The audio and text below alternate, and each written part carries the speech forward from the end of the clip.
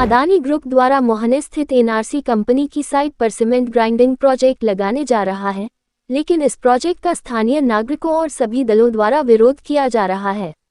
आज महाराष्ट्र प्रदूषण नियंत्रण मंडल ने इस प्रोजेक्ट पर उठाई गई आपत्तियों पर जनसुनवाई की। इस मौके पर कई दलों के पदाधिकारी और स्थानीय नागरिक मौजूद थे। इस मौके पर शिवसेना शिंदे गुट के पूर्व नगर सेवक मयूर पाटिल भी मौजूद थे और उन्होंने इस सीमेंट ग्राइंडिंग प्रोजेक्ट का विरोध किया है।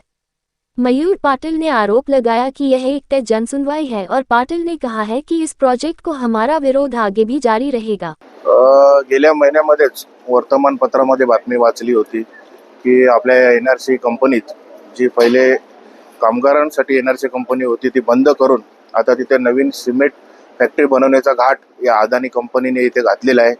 त्याच्यासाठी आम्ही या 2-3 दिवसापूर्वीच हजारो संख्येने तिथे नागरिकांतर्फे असो लोकप्रतिनिधींमार्फत असो तिथे हरकती गेल्या आणि त्या हरकतींच्या जनसुनावणी म्हणून आजच्या दिवशी आपल्या एनआरसी कंपनीमध्ये इथे सर्व प्रदूषण विभागाचे अधिकारी आणि अदानीच्या कंपनीचे उत्तर देण्यासाठी लोक होती ते सर्व इथं आज उपलब्ध होते।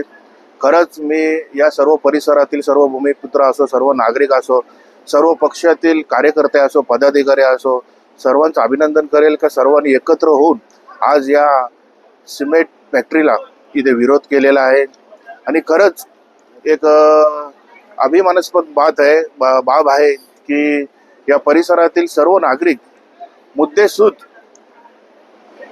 जे हरकती आहेत जे मुद्दे आहेत आणि का विरोध करायला पाहिजे त्या पद्धतीमध्ये आज इथे उपस्थित होऊन फायटिंग करून त्यांनी प्रशासनाविरुद्ध इथे जनजागृती केलेली आहे। तसेच आम्ही सुद्धा बोलताना सांगितलं की कल्याण डोंबिवली महानगरपालिका ही एक स्मार्ट सिटी म्हणून हिची निवड झालेली आहे। अशा स्मार्ट सिटीमध्ये आणि अशा लोकवस्तीमध्ये असा प्रोजेक्ट राबवणे म्हणजे लोकांच्या जीवाशी खेळणेच आहे।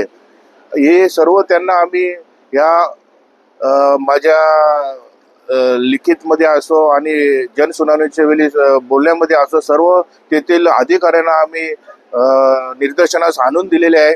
तसेच माझा कामगार वर्ग आहे जो वर्षानुवर्ष एनआरसी कॉलनीमध्ये राहतो आणि त्यांचे सुद्धा देणी दिलेली नाहीत त्यांचे सुद्धा वाद चालू आहेत आणि इथे हा प्रोजेक्ट राबवून त्यांच्याशी पण जीवाशी खेळलेच आहेत। तरी या सर्व पुढची भूमिका अशीच असणार की सर्वांनी एकत्र होऊन आम्ही हा लढा देणार। आज इथे सर्व नागरिकांनी जाहीर निषेध केला आणि चले जाओ अदानी चले जाओ अंबुजा सिमेंट अशा नारा देऊन घोषणा दिल्या। जनसुनावणी आज संपलेली आहे मात्र पुढेही सर्व पक्षांचा विरोध कायम राहणार आहे।